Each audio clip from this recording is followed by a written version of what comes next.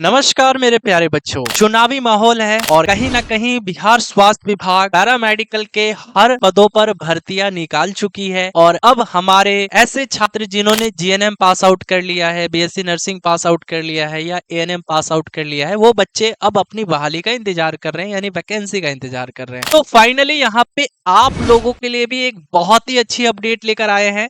यानी अब आपका भी जो है ये इतने समय से जो आप इंतजार कर रहे हैं, है ना, तो कहीं ना कहीं अब ये इंतजार की घड़ियां समाप्त होने वाली है। तो क्या है वो अपडेट? तो जैसा कि देख सकते हैं कि मैं इस समय बिहार टेक्निकल सर्विस कमीशन के ऑफिशियल वेबसाइट पर हूं, यानी बीटीएससी के ऑफिशियल वेबसाइट पर हूं। और यहाँ पे हम आपको दिखाना चाहते हैं। देखिए सबसे पहले आप लोगों का तो यहाँ पे आप देख सकते हैं सिलेबस जारी कर दिया गया है। ठीक है, ये तो आपको मालूम चल गया होगा कि भैया जो सिलेबस है यानी क्या क्या चीजें पढ़नी है। यहाँ पे syllabus for the post of staff nursing. ठीक है, तो यहाँ पर आप इस सिलेबस को पहले देख लीजिए। ठीक है, यहाँ पे देखिए बेसिक साइंस है जिसमें एनाटॉमी एंड फिजियोलॉजी है, मतलब आप इसको डिटेल में पढ़ सकते हैं। ठीक है, तो कहीं ना कहीं अगर सिलेबस के अकॉर्डिंग आप अपनी तैयारी करते हैं तो आपको सफलता निश्चित मिलेगी, 100% मिलेगी, है ना। अब बात यह आती है कि सर हम लोग का वैकेंसी कब तक आएगा।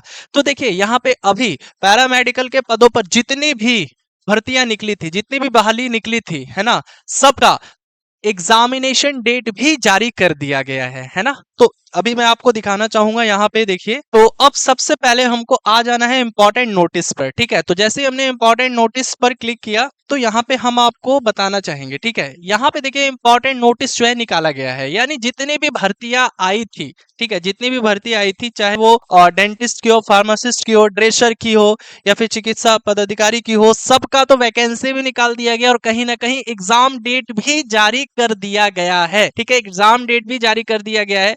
और इसके बाद मैं आपको ये भी बताना चाहूंगा बच्चों, ठीक है, ये तो कर ही दिया गया, साथ ही साथ लैब टेक्नीशियन का भी आया था। देखिए अब ये यहाँ पे सेकंड नंबर नोटिस डाउनलोड करेंगे तो यहाँ पे देखिए कीट संग्रहकर्ता का भी आया था। उसके बाद lab technician, OT assistant, ECG technician, x ray technician, मतलब जितने भी पदों पर बहाली आई थी, ठीक है, सबका तो बच्चों एग्जाम डेट भी जारी कर दिया गया है। तो यहाँ से ये चीज क्लियर हो गया कि सर जैसे ही इनका एग्जाम कंप्लीट होता है, क्लियर होता है, उसके बाद आप लोग का ही जो है बीटीएससी एग्जाम कंडक्ट करवाएगा। ठीक है, स्पेशली जो है जीएनएम जो बच्चे पास आउट है, जो एएनएम पास आउट है, उन बच्चों के लिए जो है स्पेशली एग्जाम होने वाला है। कब? इन लोगों का प्रोसीजर समाप्त होने के बाद बीटीएससी सीधे आप लोग का एग्जाम करवाने वाला है। तो अब आपको देर नहीं करना है। ठीक है, आप यहाँ पे खुद देखिए कि बीटीएससी कितनी फास्ट वर्क कर रही है ना, स्लो नहीं।